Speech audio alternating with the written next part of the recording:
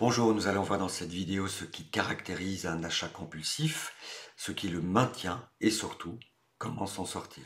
Bonjour, je m'appelle Vincent Gérard, je suis psychologue, directeur du centre de thérapie brève, centre de formation, de consultation. Si vous souhaitez plus d'informations, c'est là. Voilà, donc je vous propose qu'on démarre tout de suite cette vidéo.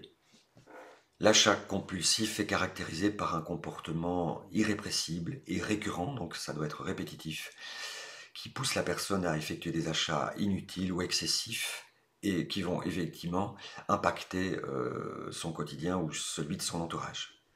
On considère qu'il y a deux phases dans les achats compulsifs. La première qui est une phase de soulagement, qui est provoquée dès l'instant où l'achat a été effectué. La personne est soulagée et se sent vraiment gratifiée au travers de cet achat. La deuxième phase est une phase beaucoup plus dysphorique dans laquelle la personne va vraiment se dégrader au travers d'un processus de culpabilisation. Elle s'en voudra d'avoir effectué un achat qui est en général inutile, impulsif et ne répondant finalement pas à un besoin et ne conduisant pas forcément à une satisfaction après coup. Donc ces deux phases, la première un soulagement à un niveau local, à un niveau immédiat, et une dégradation à un niveau plus global et après coup. Mais les conséquences peuvent être désastreuses puisque quand on parle d'achat compulsif, on parle de quelque chose de récurrent, de redondant. Ça veut dire quelque chose qui va impacter forcément la personne d'un point de vue financier, mais aussi d'un point de vue psycho-relationnel, psychologique d'abord parce que ça va dégrader son estime d'elle-même et ça peut vraiment avoir des conséquences très dommageables sur sa santé mentale et relationnelle évidemment car lorsque l'on vit en famille par exemple, les achats compulsifs peuvent évidemment impliquer tout le budget familial et avoir des incidences dommageables, pas seulement pour la personne, mais pour toutes les personnes qui la côtoient. Alors voilà, je ne reviendrai pas dans cette brève vidéo sur les thérapies brèves, ce serait trop long, mais je vais simplement parler du concept de tentative de solution, c'est-à-dire que souvent on va considérer qu'un problème est maintenu dans le temps si les stratégies enclenchées par la personne sont évidemment aggravantes, comme dans le cas des achats compulsifs. Donc on va considérer qu'une tentative de solution est une manière d'essayer de traiter un problème répétitif, cette manière-là, redondante, cette manière-là, une manière qui va impliquer la personne mais aussi son entourage, parce que l'entourage évidemment d'une personne qui est poussée à des achats compulsifs, parce que c'est vraiment la compulsion est quelque chose qu'on ne contrôle pas et qui s'impose à nous. La stratégie, évidemment, va être aussi présente au sein de l'entourage qui peut, lui aussi, comme on le disait juste avant, être impacté par ces achats répétitifs. Donc, on va voir quelles sont les tentatives de solution qui vont aggraver le problème. Et la tentative de solution principale de la personne et de son entourage, c'est de s'interdire, d'essayer de s'empêcher d'essayer de résister à cette irrépressible envie d'effectuer un achat qui est consciemment par ailleurs perçue comme la personne comme pas forcément nécessaire, mais elle est dans ce que l'on appelle une auto-tromperie, c'est-à-dire qu'elle va se convaincre qu'après cet achat, elle pourra se sentir mieux, même si elle sait déjà que ce sera un petit feu de paille et que ce plaisir va tout de suite s'éteindre et va céder la place, comme on l'a dit, à beaucoup de culpabilité, beaucoup de colère contre soi.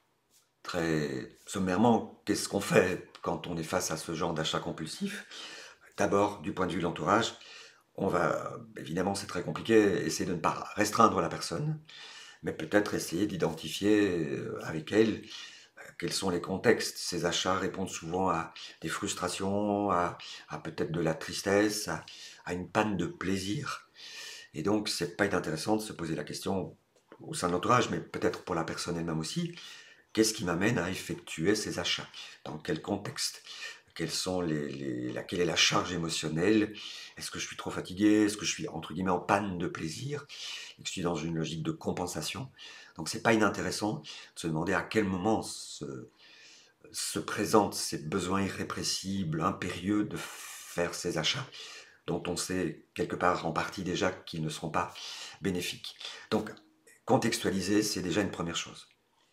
Donc ce que l'on va faire pour justement essayer de contrer cette tentative inefficace et même aggravante de s'empêcher d'eux, ce qu'on appelle dans notre jargon le 180 degrés, c'est-à-dire s'autoriser. Alors, vous allez me dire, mais non, la personne va se ruiner, elle va ruiner son entourage. Alors oui, mais c'est là qu'on va modifier un peu les modalités. Si on accepte l'idée, c'est d'ailleurs le constat clinique que l'on fait souvent, que ces achats s'inscrivent dans des contextes particuliers, souvent lorsque la personne était dans la restriction, l'interdit, le fait de s'empêcher d'eux, augmente l'envie et accroît, je dirais, la probabilité de perdre le contrôle. Donc plus je veux contrôler, plus je vais à un moment perdre le contrôle. Donc on va prescrire, ce qu'on appelle une prescription paradoxale, des petits achats réguliers, mais pas trop impactants. Donc on va plus séjourner dans un hôtel 5 étoiles qui va nous ruiner, mais on va décider de partir plusieurs week-ends de suite dans des hôtels 1 ou 2 étoiles, et peut-être même plus fréquemment, c'est une métaphore, au cas où vous ne l'auriez pas compris. Donc ce sont des petits plaisirs que l'on va s'imposer pratiquement, régulièrement, des petits plaisirs quotidiens, des plaisirs 1 étoile, et pas attendre le plaisir 5 étoiles qui nous ruine, mais choisir, plutôt que subir ce plaisir 5 étoiles, on va choisir des plaisirs 1 étoile au quotidien pour tenter de retrouver du contrôle. Donc ça peut être quelques pages d'un roman pour ceux qui aiment ça, ça peut être quelques photos dans la nature, vous apercevez des photos derrière moi. Voilà, on a chacun nos manières de nous ressourcer, et ça peut être des petits plaisirs, mais ils doivent être fréquents et presque imposés. Donc si au terme d'une journée, quand on a cette tendance à effectuer des achats compulsifs, lorsqu'on est amené à perdre le contrôle, on doit se poser la question, est-ce que j'ai fait mon petit plaisir quotidien? Et ce plaisir peut ne pas être coûteux, ou peut être coûteux à minima. Donc voilà, là je laisse votre imagination s'enclencher pour identifier ce qui peut vous faire plaisir. Ça peut être prendre une guitare, ça peut être simplement se balader avec un chien, mais il faut qu'il y ait quand même un plaisir, qu'après cette expérimentation, on se soit nourri de quelque chose. Voilà, et donc peut-être que c'est un travail thérapeutique aussi que de parvenir à identifier ses plaisirs, parce que souvent quand on interdit le plaisir, il y a un moment où on ne parvient plus à se reconnecter à son plaisir. Rapidement, une petite métaphore que j'utilise souvent, je dis le plaisir c'est un peu comme un chien, quand vous le repoussez très très longtemps, il y a un moment où vous avez beau l'appeler, il ne vient plus.